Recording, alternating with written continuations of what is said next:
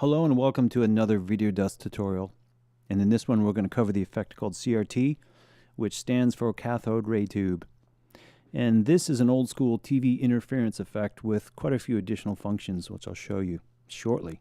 Alright, so if we start on the iPad, you have your saturation slider and your brightness slider,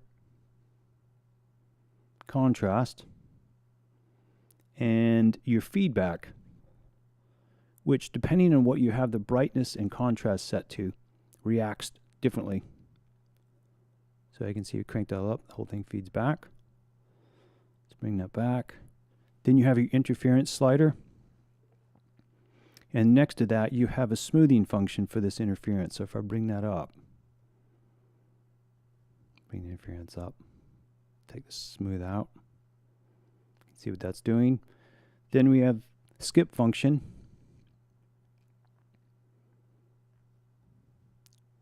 All the way up. Next to the skip slider, we have the grain slider. This controls the amplitude of the grain, but because we have 0 in here, the grain X and the grain Y, which control the dimensions of the grain. So if we add just the Y, and then bring in the X, and increase the amplitude and bring it down. Below that, we have a smoothing function which smooths the movement of the grain. And below that, we have a button times 20, which increases the amount of grain.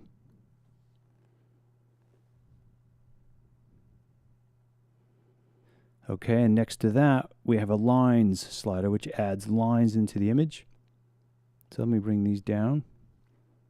Bring in the lines and the line scale.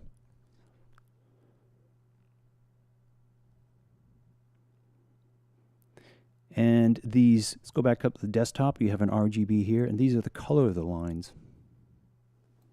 If we change the line scale here, you see the amount of lines. Bring that back to maybe just red. So we've now have some quite wide red lines, and then you can add a little bit of skip to that. Bit of interference. A little bit of grain.